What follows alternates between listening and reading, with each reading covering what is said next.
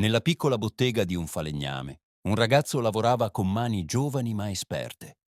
Il profumo del legno riempiva l'aria, i trucioli cadevano a terra come fiocchi di neve. Sognava un futuro diverso, ma il destino lo attendeva silenzioso, nascosto nelle pieghe della sua anima inquieta. Un giorno lasciò martello e scalpello per entrare in un luogo di preghiera. Le mura antiche lo accolsero, le voci dei frati divennero il suo nuovo respiro. Studiò, pregò, si immerse nel silenzio della meditazione.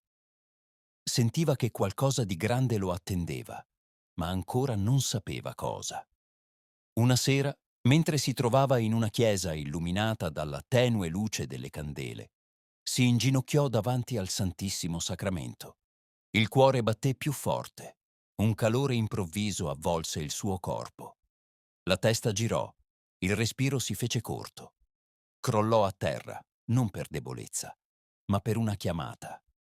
Sentì nel profondo dell'anima una voce dolce, forte, chiara. Quella voce non aveva suono, eppure parlava più di 1000 parole. Si rialzò con una certezza nuova. Aveva capito. Non doveva più pensare solo a studiare, a insegnare, a vivere una vita tranquilla. Doveva amare, servire, donare tutto se stesso a chi soffriva. Si mise in cammino per le strade di Napoli. Vedeva poveri senza un tetto, orfani con gli occhi pieni di tristezza, malati abbandonati. Sentiva il dolore della città e quel dolore divenne il suo. Un giorno trovò un bambino rannicchiato su un gradino, tremava dal freddo, aveva fame.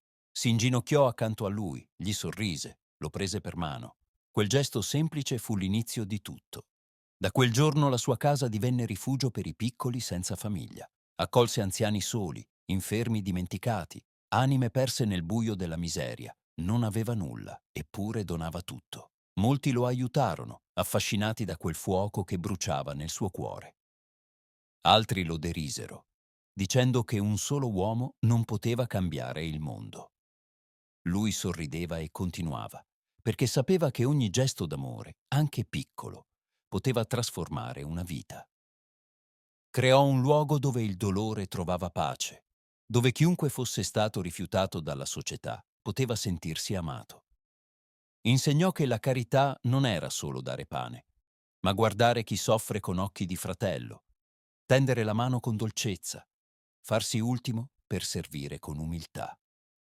La sua vita fu un fiume di amore, un canto di speranza. Camminò fino all'ultimo giorno con il sorriso sulle labbra e la pace nel cuore. Ora riposa in cielo, ma il suo esempio vive nei cuori di chi ancora oggi si china per sollevare chi cade. Perché chi ama davvero non muore mai.